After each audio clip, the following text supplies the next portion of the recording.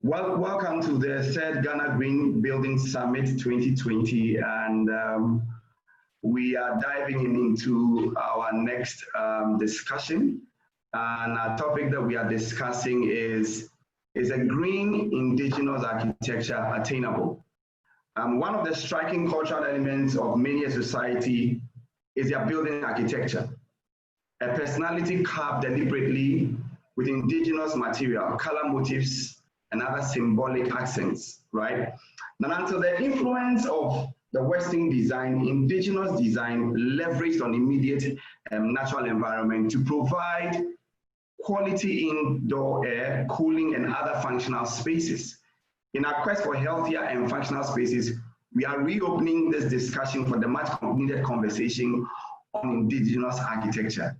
And my name is William Halm. I'm an architect and the principal architect of Spectral Global, an architectural design build firm based in Accra. And I have an august panel, and I would start by introducing my august panel. And the first on the list is Mr. Ben ADARKWA, architect Ben ADARKWA. He's a chartered member of the Royal Institute of British Architects, committed to professional excellence and exemplary ethical standards. As a registered member of the Architects Registration Board of UK, he's a certified energy assessor authorized by the Building Research Establishment Environmental Assessment Method BREEAM to issue energy performance certificates for landmark register in the UK since 2020. Ben has worked on a lot of research work. One of his research work is re-examining the appropriateness of current tropical designs. And currently, Ben is the principal architect at Benson Architects. He's a lecturer at the Central University in Architecture and the Built Environment from 2012 to 2018. And he was formerly the principal architect at the London Borough of Hildon up to 2012. Having an architectural career that has spanned over 25 years. Ben has a portfolio that showcases some 77 building projects undertaken, including multi-million-pound sustainable retirement homes, retail centers, educational buildings, and not to mention the highly regarded Ashmore School building in London. The broad spectrum of projects undertaken in their complexity, combined with preaching anthropogenic impacts on the environment. Ben, you're welcome to this team. Second on the list to join us is HECTOR NankaBRUCE. HECTOR is a trained architect with 20 years of construction project management experience with a Minneapolis-based construction firm. And about 80% of the projects were aviation-based, working extensively on infrastructure projects at the MSP International Airport, while he's also worked on other projects. Now, HECTOR relocated to Ghana 2 years ago to pursue the next chapter of his professional career. And currently, he is the principal of NankaBRUCE Incorporated, exploring the use of locally available materials, working with local artisans, and adapting it to the indigenous architecture, respecting the culture, and addressing sustainability and resiliency in design and construction.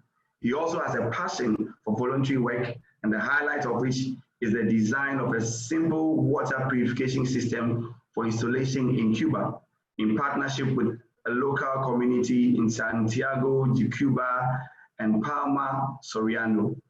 He makes regular trips to Cuba for maintenance of the system and also to foster connection with the community. Last and not the least is a powerful lady in our midst, KUUKUWA MANFUL.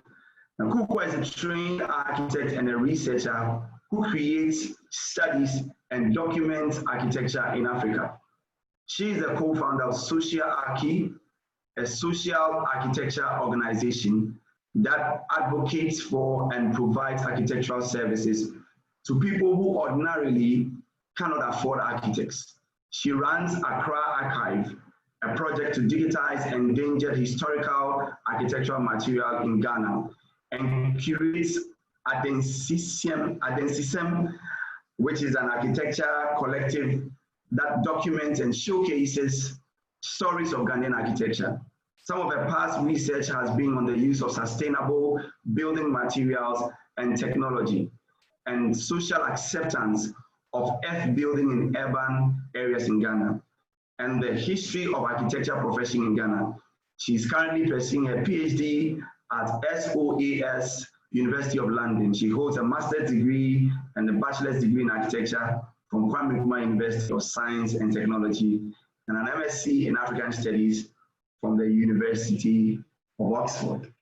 Obviously, we have our guest panel. Thank you and welcome. And so before we dive into our discussion, we are going to look at the issue of indigenous green architecture, whether this is attainable. And before we start, I think we'll take a presentation by Ben. And so without wasting much time, Ben, welcome once again, and take us through your presentation and let's see what we can learn from your presentation. Okay, thank you very much, William. Distinguished guests, ladies and gentlemen, it is an honor to be asked to participate in this Green Building Summit for 2020. The panel question was, is green building or green indigenous architecture attainable? The answer is yes. Now, to unpack this yes answer, let's look at some examples. And I'm going to take you through some slides, so if you could just bear with me.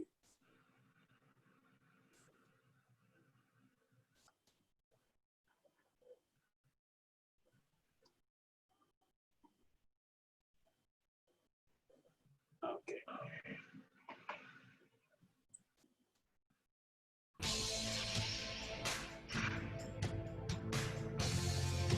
Okay, can everybody see the slides I'm showing now? Can you see the slides? Sure, Ben, we can.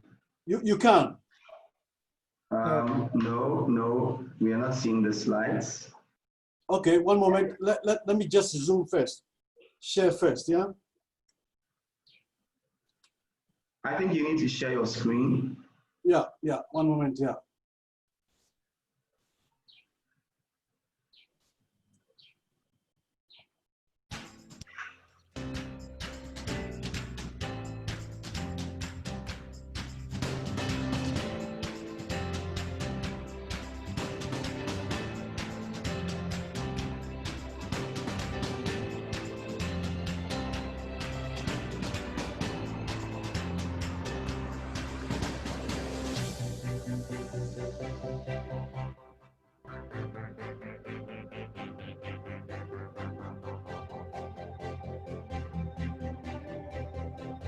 Okay, please let me know if you can see the screen now.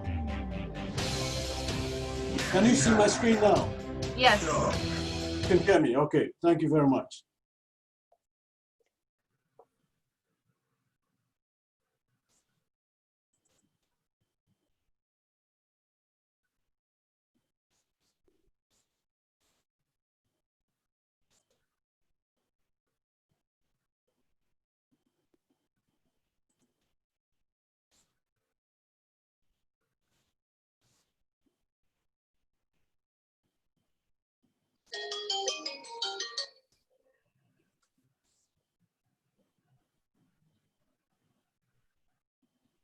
Okay, one moment, yeah.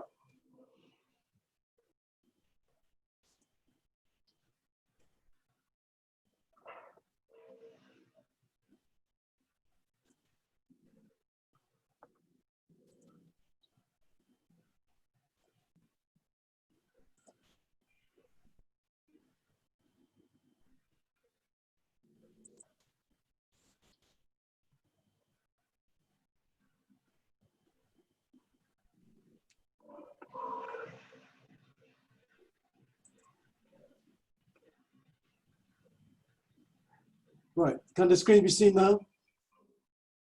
Yes, Ben, we can see your screen. Yes, sorry, I have to restart. Okay, so just what I said before, just to unpack the answer yes with some examples. So the first example that we want to look at is the termite mound. It can be baking hot outside, but inside remains up to 12 degrees centigrade cooler and it ticks all the boxes in our research, but we'll highlight 3 areas of interest. The first is the mound is built out of a mixture of clay, termite saliva, and dung. It is known to have better thermal resistant properties called U value than most building materials. The second point is the conical shape of the mound. It offers only half of the surface area to sunlight, whilst the other half remains in shade. This condition reverses between the mornings and the evenings to ensure minimum heat transfer into the mound. This is the most appropriate indigenous architectural form for the tropical environment, and it resonates with the Egyptian pyramids, which is one of the defining architectural achievements of the ancient world. The king's chamber is kept at a constant 18 degrees centigrade and able to preserve their mummies for centuries in the heat of the Sahara Desert.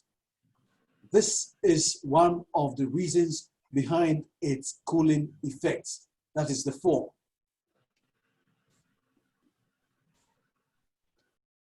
Now the third point is that this is the clear wonder of the termites. These creatures are able to sense and harness the drop in night temperature to regulate internal temperatures. Through the use of thermal imagery cameras and heat sensors, they are observed to open the holes to allow cool night air to flush the mound and remove stale air.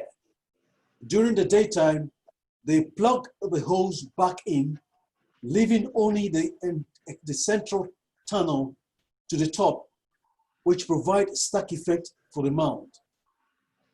All this remarkable feat is meant to protect the royal chamber where the queen and nursery are kept, as well as their food source, which is essentially fungi farms that has to be kept constantly below daytime temperatures.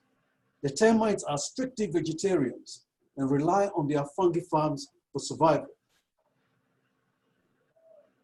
So the second example is a traditional English barn.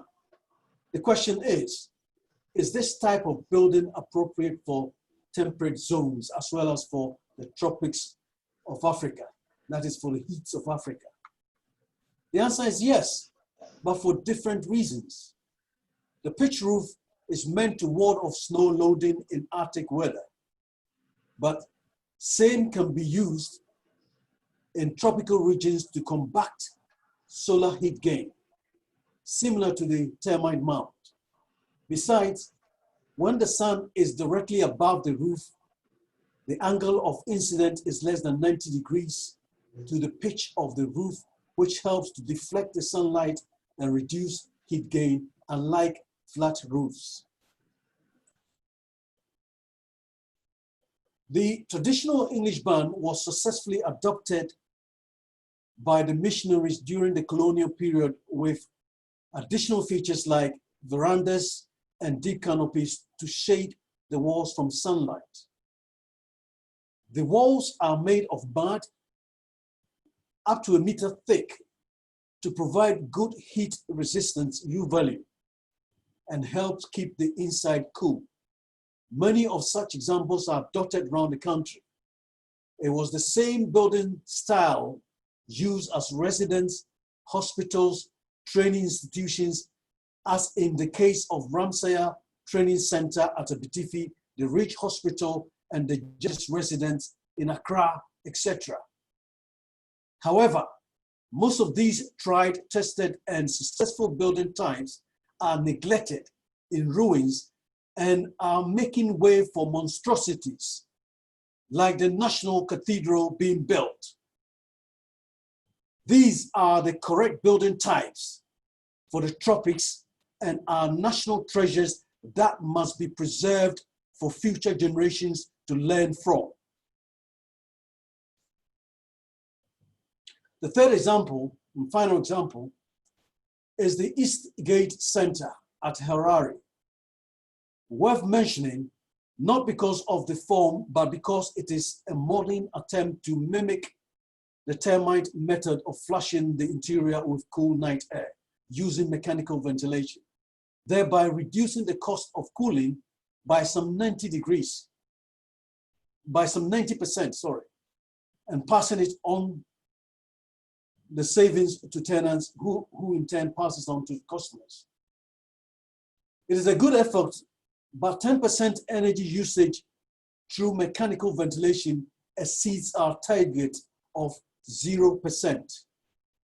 The form suggests temperate zone building type, which might be justified because of the elevated altitude of Harare, which enjoys temperate conditions despite being in tropical zone. However, this form will not be advisable in any other tropical environment for good reasons. So now we come to our proposal, and that is, after the analysis, we are now going to look at synthesis of what we think the tropical architecture should look like. Our proposal is a sustainable, affordable, and self-cooling homes, codenamed SASH for short. The design concept is based on the true termite tradition, using natural ventilation to achieve cooling and no air conditioning required. Self-cooling is a relatively new concept applicable only to termite mounds, but for the first time would be applicable to human habitat because the secret of the shy creatures has been uncovered and can be adapted to suit our present needs without compromising that of future generations, and that is true sustainability. So to unpack this proposal, first, the high-pitch roof and overlap helps to combat the overheating of the interior and also allow bedrooms to be concealed in the loft spaces, implying that walls are not exposed to sunlight, with the added bonus of only one side plastered and painted while the other side is left fair-faced, saving up on cost for affordability. The use of environmentally friendly materials such as clay bricks, clay roofing tiles, backed up by modern cavity wall construction, would increase the lag time and delay heat transfer to the inside, which is key to keeping the building cool. The natural ventilation rely on buoyancy of hot air to rise. During the day, the heated roof draws in air upwards through the ducts and loft spaces and escapes through the roof vents, forcing internal air circulation and producing the stack effects similar to the termite mound. At night, the reverse happens. When temperature drops, adjustable louvers in the bedroom balcony walls can be opened to flush the spaces below with cool night air and shut during the daytime to keep the coolness inside, same as the termites do. So let's just zoom in and see what it is I'm referring to. So these are the louvers that enable us to shut or close or open during the nighttime to allow the cool night air to flush the inside of the buildings. So beside the termite cooling concept, other measures are also taken into consideration to ensure it satisfies green building standards such as that of BRE, Code for Sustainable Homes. This includes: 1, minimum footprint to free up the site to allow vegetation to reduce heating from sunlight. In addition, we get sustainable urban drainage system called SATS requirement fulfilled. This allows deep rainfall penetration into grounds to avoid runoffs turning into floods. Rainwater is harvested from the roof and stored in water tank attached to the living area. This ensures that the cooling properties of water is added to minimize temperature swings inside the building. Notice how the French windows are recessed deep into the canopies to avoid sunlight on the glass to keep out the greenhouse effect. So let me zoom in onto that as well, so you can see what I mean. The windows are actually hidden under the canopies to avoid sunlight on them in order to avoid greenhouse effect. The harvested water is pumped by solar power back into storage tank concealed in the roof loft spaces and fed by gravity to wet areas below for use in shower rooms and kitchen. A single soil and vent pipe, SVP, economically connects to all sanitary units. This is ventilated at the top above the roof to ensure that wastewater discharged by gravity with ease into the septic tank below without blockages in any part of the pipework. This is made possible by proper vertical alignment of all wet areas and sanitary ware at the back of the building. And finally, great. Proper detailing ensure longevity and keeping the coolness inside. The thickness of the cavity wall plus insulation can be adjusted to affect the lag time to suit any geographical condition. Thus, if we can achieve a lag time between 8 to 10 hours anywhere, it will be sufficient delay to enter into the next cycle of cool night air to induce natural cooling effect in the buildings throughout the year. It is anticipated that inside temperatures will range from 5 degrees centigrade to 10 degrees centigrade below normal outside temperatures, depending on where you live.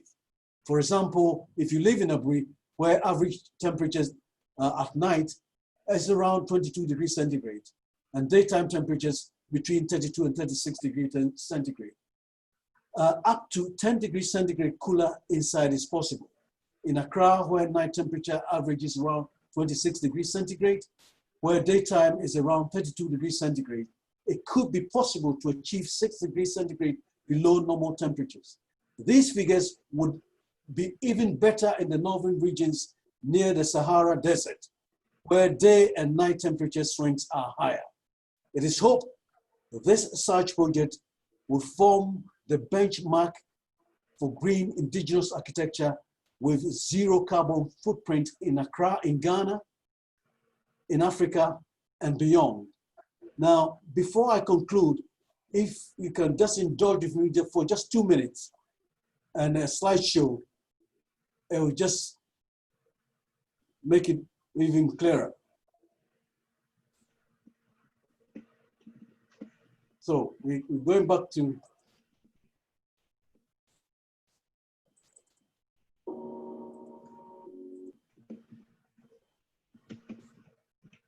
okay, share screen.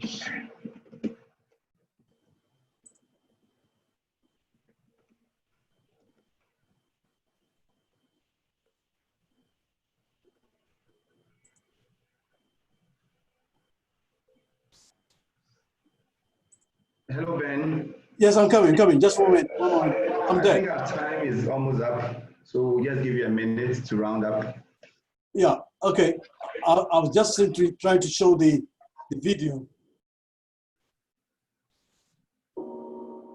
Can you see it now? Can you see the video? No. I'm just seeing...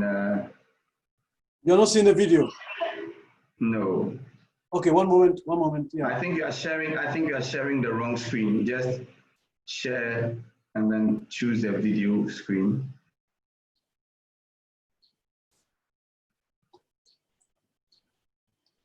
Okay, I'll try it again. If not, we'll just simply end it there. It's the last time. All right. Yeah, I think we can watch. We can take that up later. Thank you, Ben. I think okay.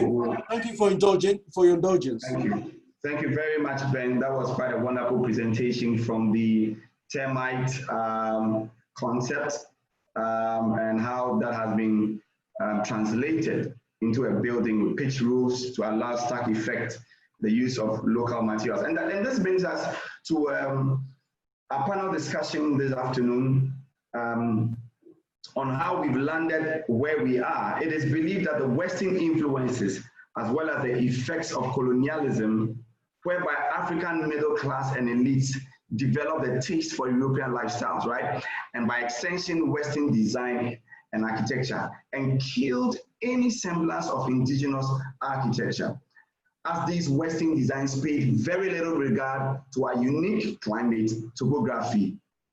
Is indigenous architecture dead or in coma? And to be able to have this discussion, I'll first throw this question to KUUKUWA, who has done a lot of research on the history behind some of our indigenous architecture. So KUUKUWA, share a little more light on these thoughts for us.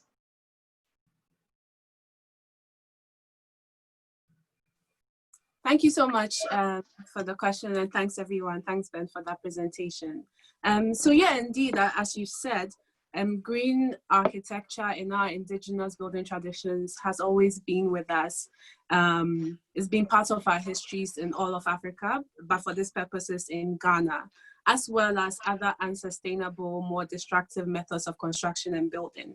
But political transformations, such as expansions of pre-colonial empires, but also colonial empires coming in, change some of these practices. So it's important to note that it wasn't just colonization that brought with it a disregard for green building practices and technologies, but also changes in taste of people as we were going into a more sort of capitalist mode of consumption. This was already sort of happening, but not widespread. So I have records from some of the research I'm currently doing, which is looking at and digitizing old archives of building permits submitted in Accra to the Accra Town Council from as early as 1894. You can see that people submit building permits saying they want to construct their house in earth materials, in thatch, in timber, and these building permits applications will be denied, and the British colonial government will ask them to resubmit in building in burnt brick, in concrete, and in metal. And even though now burnt brick is sometimes seen as a green material, it's important to know that in that context at that time, it's not as green a material as the adobe or the wattle and daub and things like that. So what we see here is both a governmental colonial policy, but also social taste and changing trend, pushing people away from sustainable green technologies and building styles and designs into more unsustainable and harmful practices, such as building in these materials and using these kind of technologies. So yes, we've always known how to, and indeed we have built in these sustainable ways, but they've been systematically eroded over time. And in the same way, they can be systematically brought back to suit our current taste and circumstances. Yeah. Thank you very much, KUUKUWA, for that insightful examples that you shared. But what I want to ask next is that obviously from what you said, there was a systematic, should I say, influence by the colonial government very early to push people away to the Western kind of building. Now, in light of that, do state policies and academia play a constraining role by not having specific codes, you know, and as well as an inclusion of the history and evolution of indigenous architecture in school curriculum? And how can the study and application of indigenous architecture be made more attractive? Because you mentioned two main points. You mentioned about one, the colonial government policy that gradually shaped us. And then you also mentioned the taste and social changes. Now, one, how does the lack of government policy and the lack of this being at the forefront of academia contribute to that, and how can we make indigenous architecture more attractive?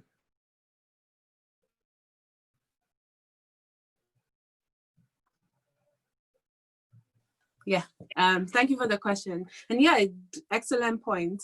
there's sort of a lack of will politically, but also it's not, and these are all connected. So there's a lack of political will, and because it's not a lucrative sort of way to go professionally and academically in terms of research, you don't have a lot of people trying to go that way because they know that they can't go that far, because once they get up there, it's actually not going to be there.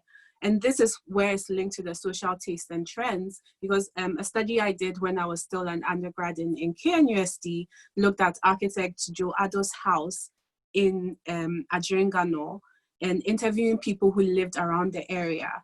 To see such a beautiful house in such a nice area with nice people entering, and that was me speaking to people who lived around the neighborhood, sort of transformed the idea of earth building in their minds. They were like, oh, I didn't know that people like this would live in places like this.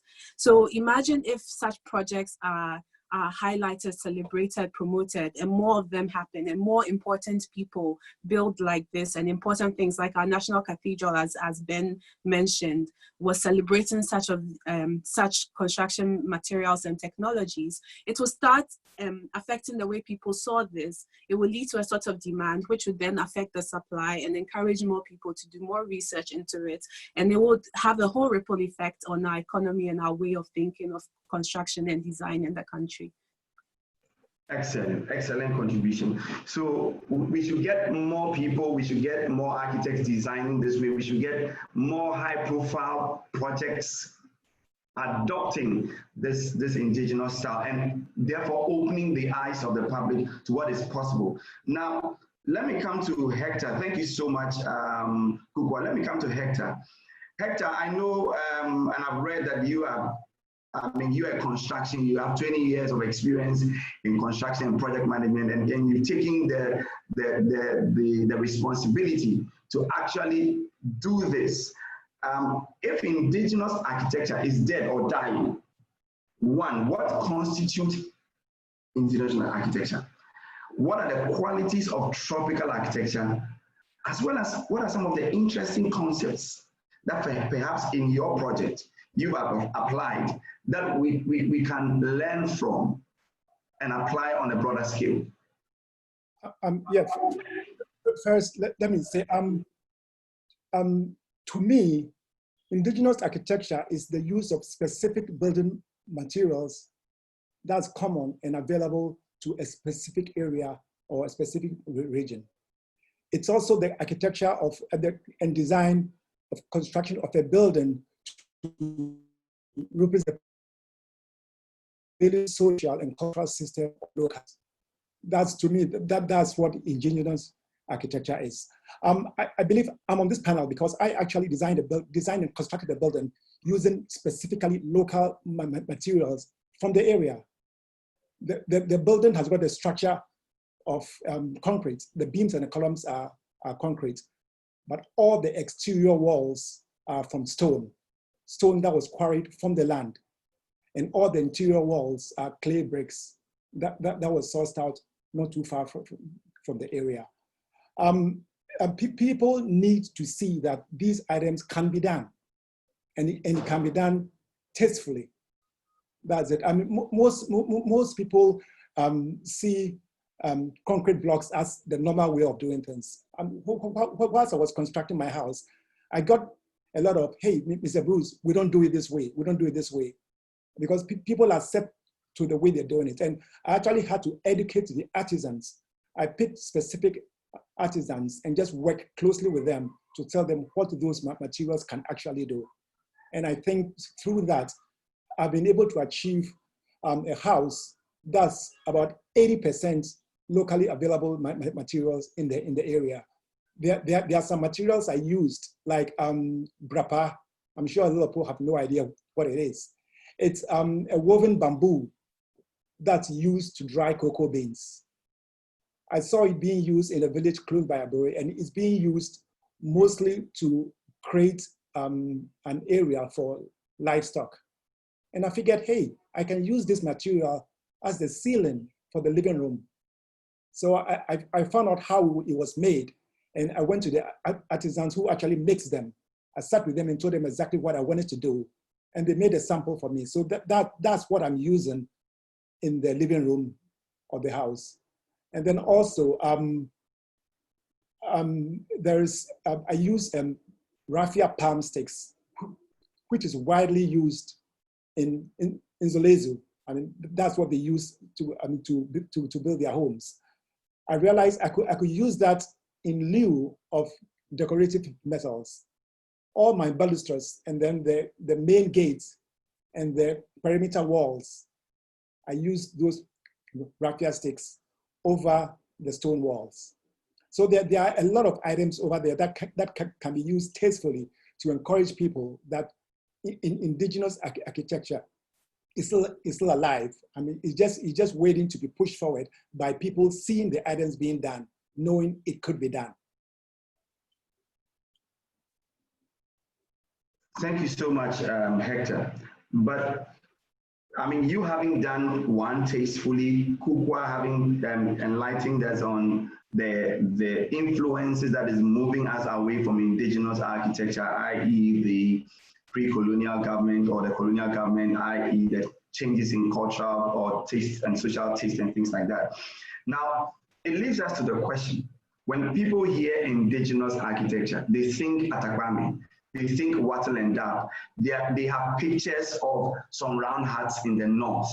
They have pictures of some, when we were driving on the way to some resort, some wattle and dab house that was, you know, mud with some sticks sticking out. Now the question is that, can there be a synthesis of indigenous and modern architecture in a way such that craftsmanship, local materials, modern design techniques are combined to create a contemporary African architecture style? One of the biggest debates that have happened in the past is, what is the style? What is the architecture style of Ghana? Because when we go to French, we have the French style, we can talk about the German style.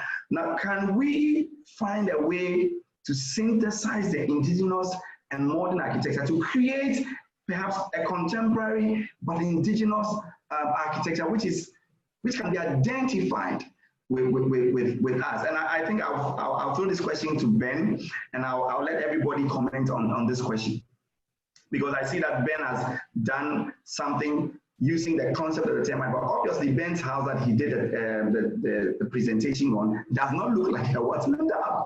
So Ben, can you shed more light on how we can create a synthesis between indigenous and modern architecture? And if there are any examples on the continent, we could share some of these examples for people to know that it's possible.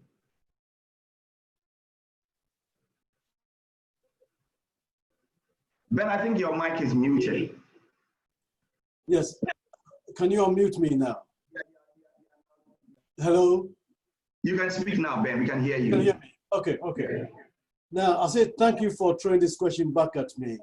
I think in my presentation, you see quite a lot of effort has been made in attempting to try and synthesize the so-called traditional, or should we say vernacular architecture with what is contemporary scientific-based sort of thinking. And to me, I think it's easy, but there's a saying that courtesy begins at home. And the right place to begin this kind of education is in the architectural institutions. If you go to Tech or any other architectural school in Ghana, or for that sake in Africa, you find that the curriculum actually contains historical buildings in Europe, in Asia, and elsewhere. Anything but Africa. And in fact, when I first came back to this country, we had some interactions with some intellectuals from Tech and other places. And I say I was quite impressed about their knowledge of European buildings, European architecture, which is exactly what I knew. I was quite impressed about that. But the question is, what about the architecture here in Ghana, in Africa? And it's like, search me. Nobody knows, because nobody has done any homework or research in this background. You see, there are two things though, we must really understand this. Acquiring knowledge is one thing, but being able to apply that knowledge is another thing else. Now this is, I think that's where we are lacking.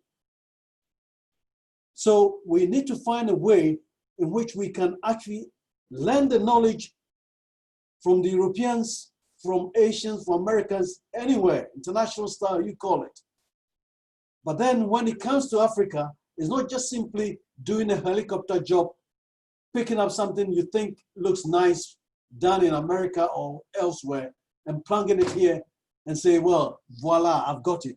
No, you got to reinterpret whatever it is that you've learned to suit our climatic conditions, our geographical purpose.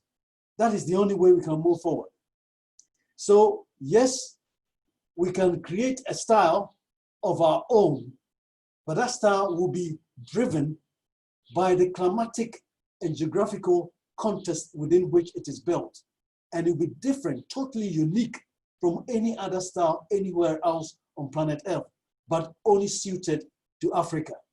I hope I make myself clear on this one.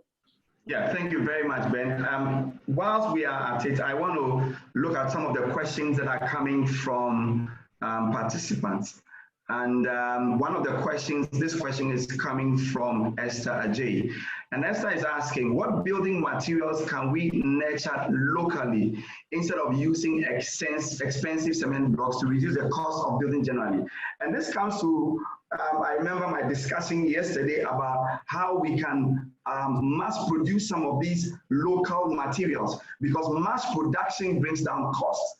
So the question, and I'll throw this question to Hector because you were talking about your building. What building materials can we nurture locally instead of using expensive cement blocks to reduce the cost of the building? Just a quick one on that, and I'll come to Ben also on the question and come to KUUKUWA as well.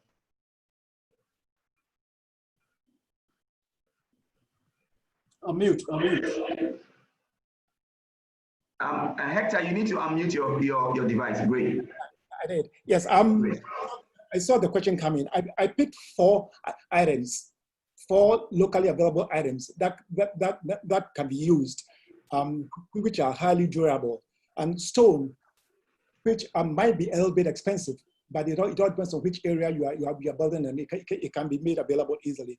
And then bent clay blocks. I mean clay blocks, which is also currently is expensive because it's not widely used. But these are items that can be easily available. And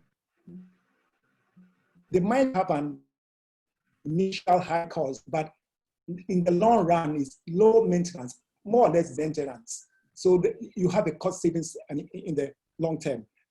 Thatch roofing, which, I mean, it's seen as the poor man's roof. If it's done very well, it can last up to 20 years. There are some homes in the UK, there are some homes in Europe that use thatch roof that has been around for years. So it's not something that can be used and then we can say, oh, it's just temporary, or it's used only in the rural areas or in the villages.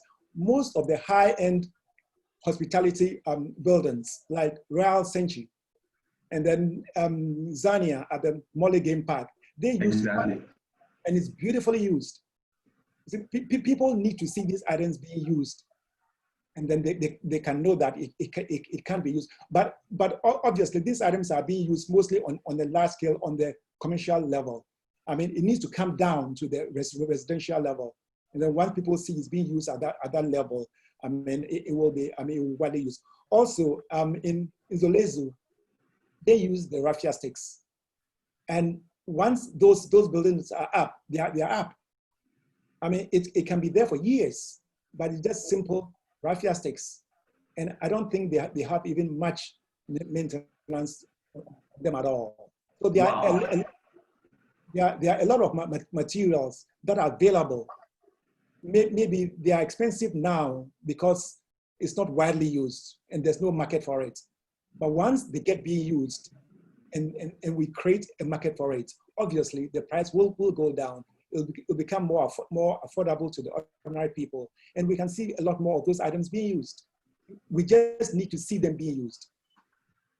Well, thank you very much, Hector. I think that's a very good point, because clay is all around us. We actually have to import clinker to create cement.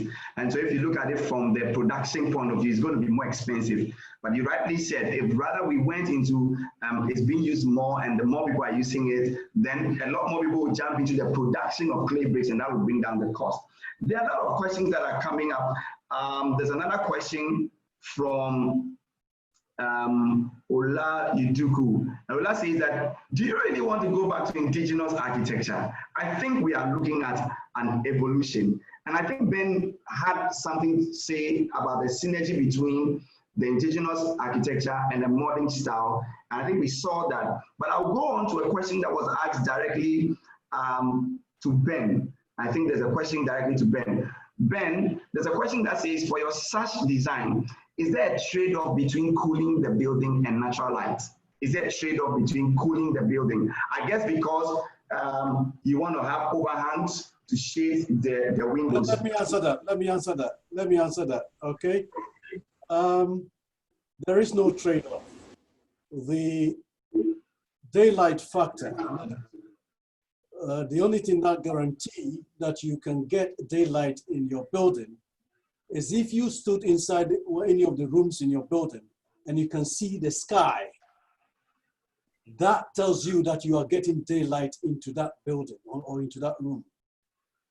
Usually in living rooms, I think we're looking for between 2% and 5%. It's not that difficult to get at all. What you do not want in your room is sunlight. So that's the big difference. You can get daylight in, but not the sunlight. The sunlight is the enemy. It is what actually brings with it the solar heat gain. Because once the sunlight actually hits the glass, it penetrates through it and is converted into infrared, which is heat. And because the wavelength have changed, the infrared cannot actually escape through the glass. So it stays in and your room begins to heat up.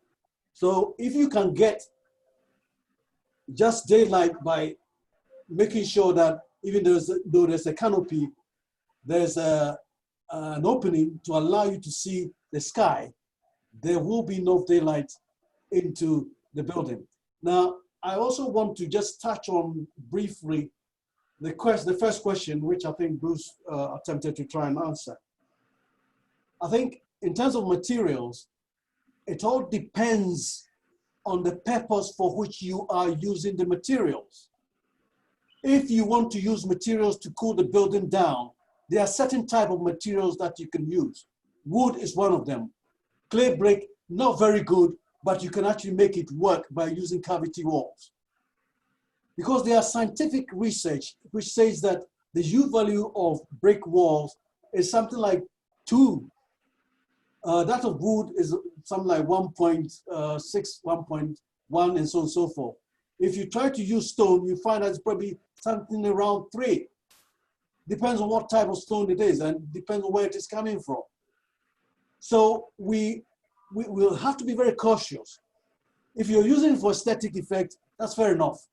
But if you're using it purposely to cool your building down, you must understand or you must exhibit or demonstrate that that building material you're using has a U value that can support heat resistance to that particular building. Thank you.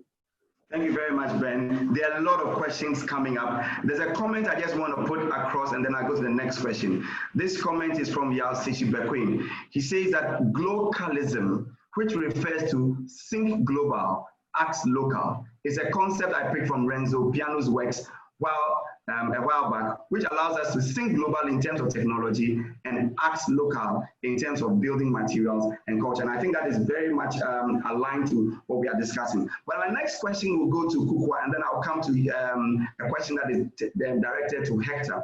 KUUKUWA, there's a question from Henrietta Lutra Derry that says that, what is your opinion on compressed earth and passive cooling for public buildings? Compressed earth. I know you've worked a lot on earth buildings. What is your opinion on compressed earth and passive cooling for public buildings?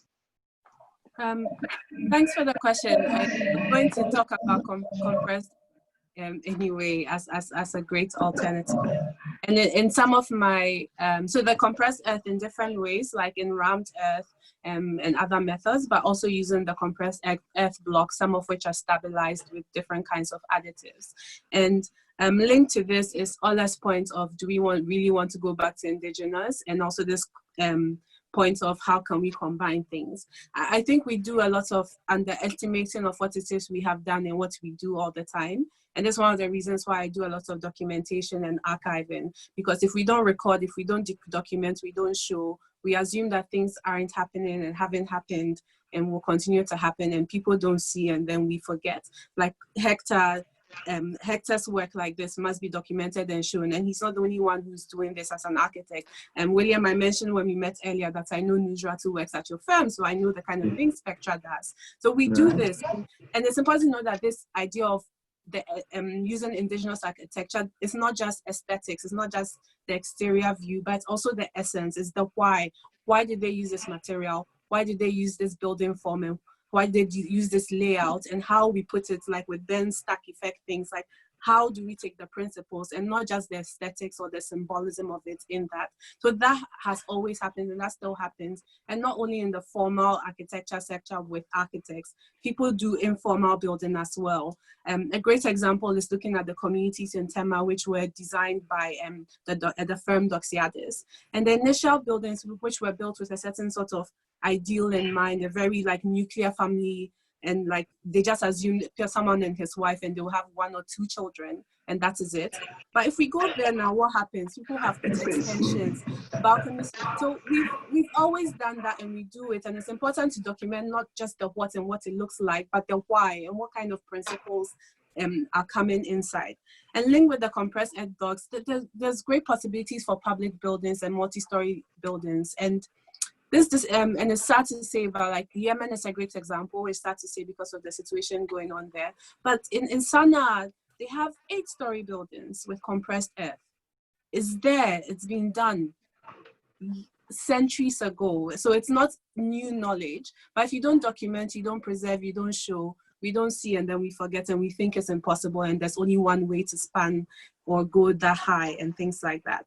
So to Henrietta's question, I think compressed earth blocks, great possibilities with it. It doesn't have to look one way. Sometimes it's taking the principle of that, which I would say that there's scientists at the Building and Roads Research Institute who have papers that are collecting dust, unfortunately, but people have been thinking through this and making prototypes and trying to create new technologies using the knowledge and principles from indigenous methods. And it's there, it's just about the will to put it there, and when it's there, to document it and to showcase, which is one of the reasons why I think this summit is also a great idea, because we get to see what people are doing. Great. I think we have so much questions coming, which I think they are important that we answer. This is from KUUKUWA Asma. He says, well, William, thanks for a good job. He says, this question is to HECTOR. So KUUKUWA Asma says that, do the local materials mentioned by HECTOR have fire retardant properties? Because obviously we want to look at the protection of our buildings. So do these materials have fire retardant properties? HECTOR. Your mic, you need to unmute your mic. HECTOR, you need to unmute your mic, yeah. Yes, that's something I really haven't much research on at all. But I believe stone and the stone and the clay bricks will have the fire retardant material. With the teak wood, of course, work done in the US, steel and wood. I mean, wood can withstand long-term fire than steel. Steel will bend and fold easily than wood. But that's not the kind of fire he's talking about. I really haven't done much research on that, but I think there are some retardants that we can spray on the wood. Exactly. To withstand heat. Exactly. Thank you very much on that. But another comment, I was proposing on using thatch roof on my house. And then the group I invited to come assess the area to tell me the cost and everything, they advised me strongly not to use it because of fire. Because the area is still developing and we still have a lot of bushfires over there. And they advised me that just one spark will just set the whole thing up. So sometimes it depends on where the structure is. You've got to know what to use for what you need to have it do for you. Yeah. Okay. Great. And that brings to mind what the comment Yao said, glocalism, marrying modernism and architecture, because what you're saying, even your wood could be sprayed with fire retardant paint. So the fact that we are discussing indigenous architecture doesn't mean that we don't apply technology to it at all. And I think we saw that somewhere in Ben's presentation. But we have a lot more questions coming. I'll take about 2 more questions and we will have to wrap up. And this question is coming from Michael Esinyaka. Michael says that durability of indigenous construction materials, I believe, is a key issue to look at or to look into in attempts to promote indigenous architecture. Any thoughts on this, especially from HECTOR? So another question to you, HECTOR, durability of the indigenous materials. I thought I addressed this earlier. Yeah, in terms of stone and the clay blocks that are very much durable, and obviously less maintenance. So those are the 2 main methods I can tell you that less durable. Wood. Ben mentioned in his presentation that there are a couple of buildings that were built long time ago using wood and with a veranda. Those buildings, if well maintained, will still be around. So it all boils down to maintenance. Even if you use concrete blocks or the local materials you use currently, if it's not maintained, it will fall apart. So no matter what you use, I mean, you just have to be able to maintain it very well. Wood can last very, very long. It's very well taken care of. So almost all the items I did list are durable, are resilient in terms of being able to withstand nature and be able to withstand the use of it by humans. Great. Let me take a few more questions. Can I just add one thing to that? Yeah. Sure, Ben. Right. Okay. In terms of durability, I think there are certain local materials like hydrofoam made up of local laterite, which may not be suited to our environment because of the humidity. Hydrofoam over a period of time is hygroscopic. That means it absorbs moisture from the air. And eventually, it will whittle away. Whilst you could say that hydrofoam will suit an environment like South Africa because of the low humidity, it's very dry environment, will suit it there. In West Africa, if you use hydrofoam, it's not bound to last as long, even though it's a local material. So you got to be careful again when you look at compressed earth blocks, which I think have been spoken about. They are in the same line. They are hygroscopic. They can absorb moisture and eventually deteriorate and lose integrity. Thanks. Right. Thank you. So there are 2 questions which are on the same issue. So I would attempt to ask the 2 questions in one. And this is coming from Mr. Efriye and Emefa Ahiable. And it all has to do with the incorporation of indigenous architecture in high-rise buildings. And if MFI is asking, can we throw more light on how these materials and technology can be used in multi-story buildings, skyscrapers, etc.?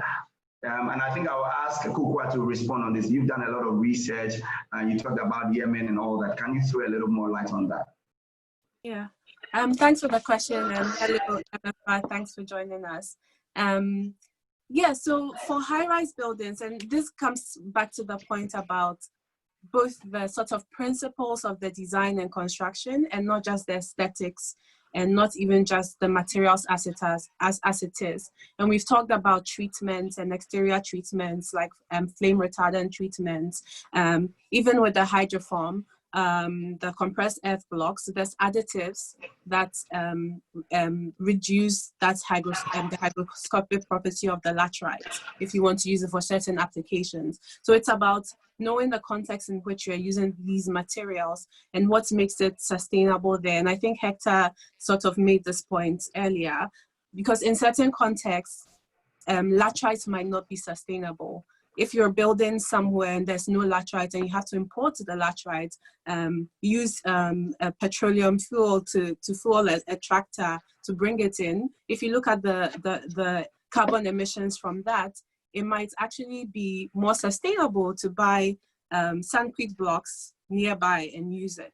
So it's about actually examining and calculating the impact on the environment and the living things around when you're using a certain material, and thinking of what the best way it is to apply them. Like I mentioned, in Yemen, in hundreds of years ago, they had 8-story buildings. And from my research in Kumasi in the 16th, 17th century, they had high-rise buildings. And European explorers were here and marveling that they had upstairs toilets in Kumasi when this didn't exist. In the whole of UK, there were 2 flushable toilets. And in Kumasi, it was a common thing to have upstairs toilets on the streets of Idum.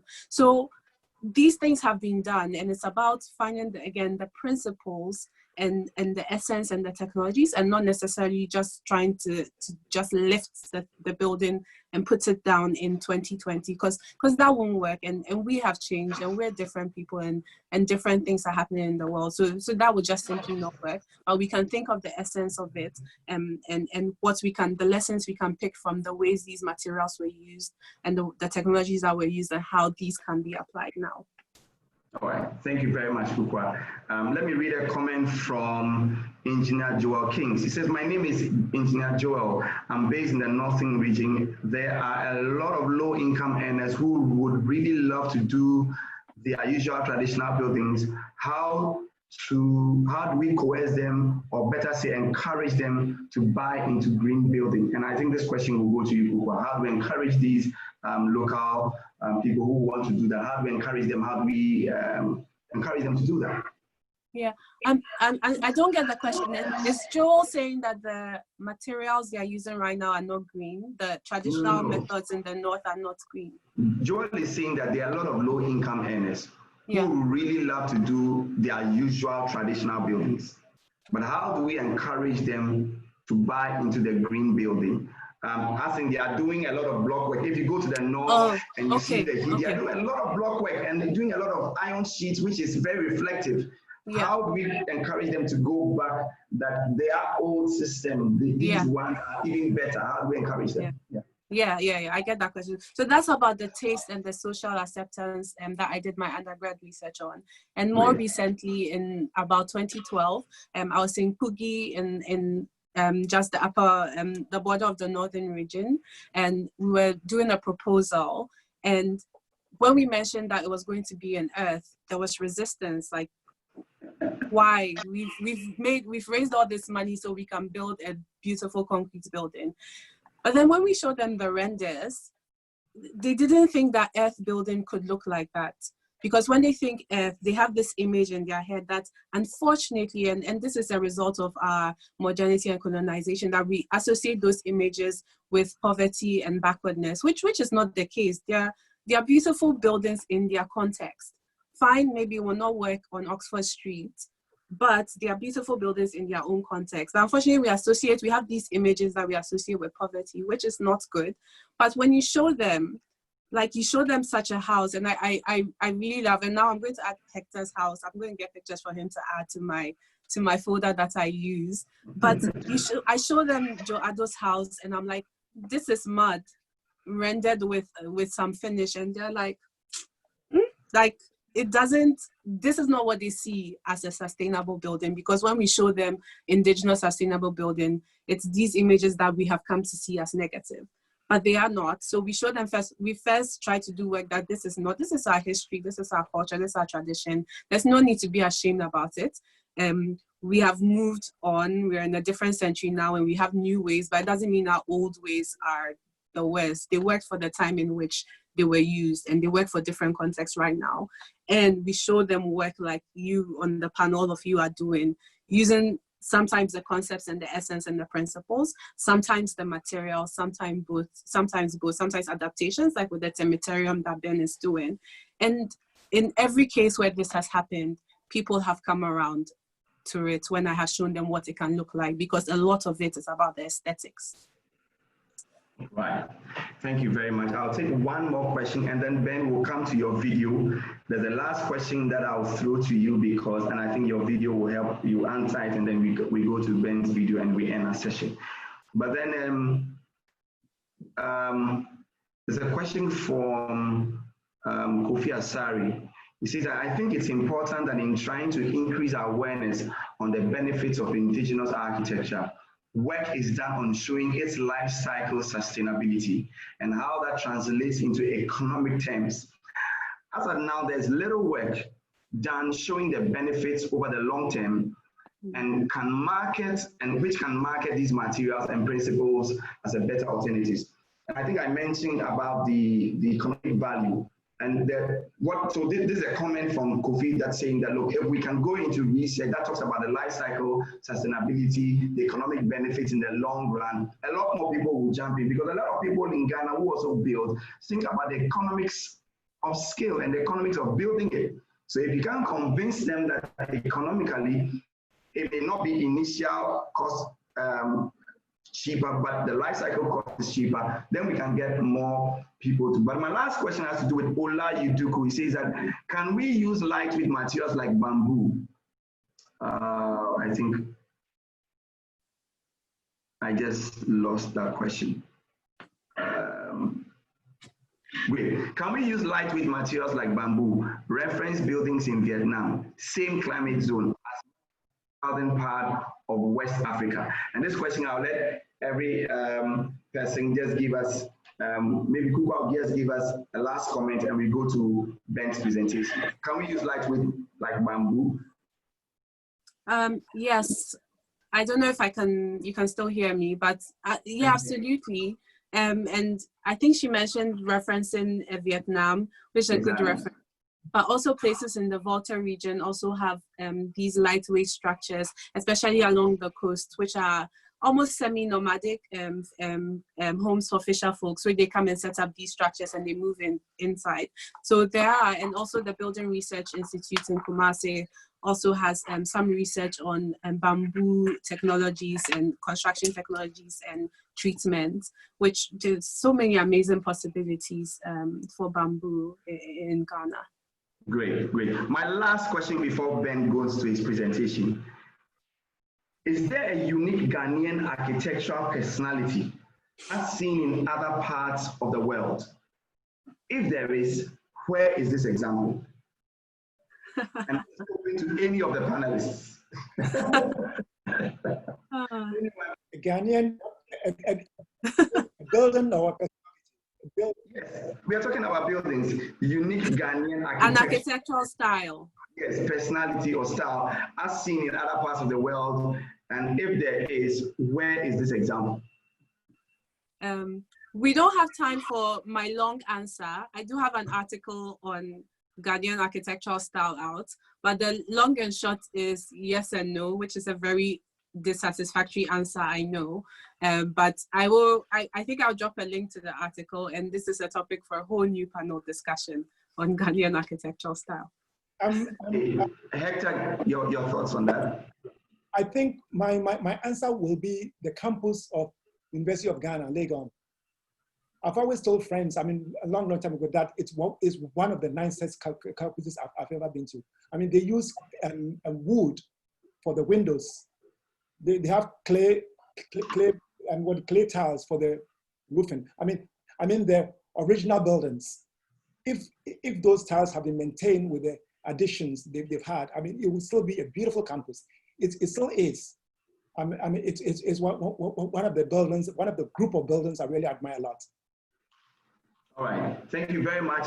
Ben, we'll let you take us to your video. And there was a question for you about do you have any kind of mechanical ventilation in your building? So you can answer that and then go to the presentation, your video. No, there's no mechanical ventilation in the building. Everything is natural, just like the termites do. Thank you very much.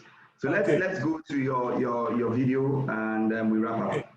What can you see on my screen? I'm sharing now. Can you see it? Yes, we can. Yeah, we can see it. Can you see the termite mount? Yes, Yes. we can. Very good, very good. So just enjoy.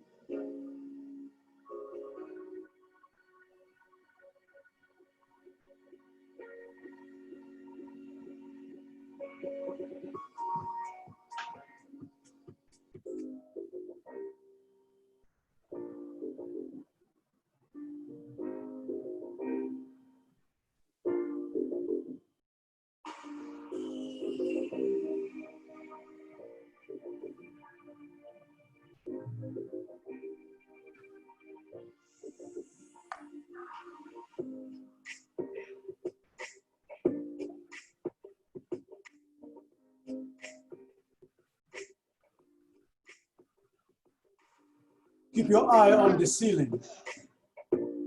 There are holes in the slab which allow air to penetrate.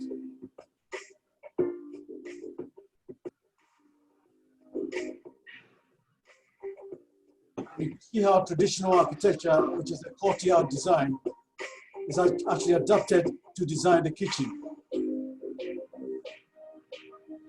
An open space. And at the top of the kitchen, there's an opening, which is directly above the cooker.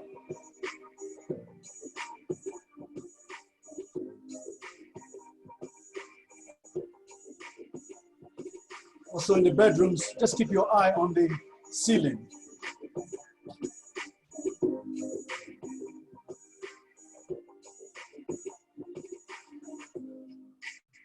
It's coming. So that's where the hot air escapes into the loft space.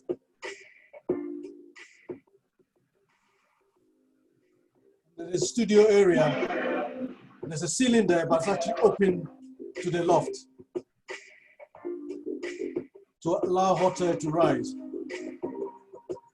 And then from the outside balcony, you can see the louvers, which you open and close to allow cool night air to flush the inside.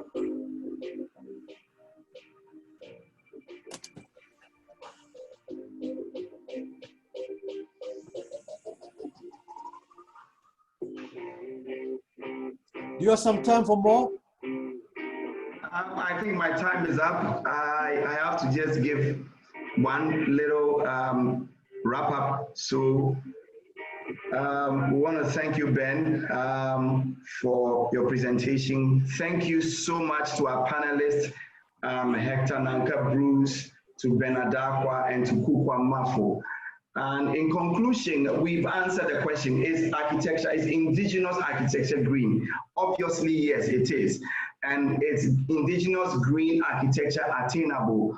Obviously, yes. We've talked about how we don't have to think of indigenous architecture as the picture that we imagine when we think of poverty. And we've talked about also how there's a possibility of merging technology with our indigenous architecture to move forward and create a special identity for us moving forward. To all the people who have joined us, please remember to fill the survey form that is in the chat, or you can go to www.surveymonkey.com. We want to thank you very much. It's in the chat box. Fill your survey form. And for all the questions that could not be answered within this session, we would send the answers to you via the Zoom links that already has been shared. It's been a great time. Thank you so much for your time. Thank you, our panelists, and thank you everyone for joining us, and have a lovely afternoon. Thank you. Thank you.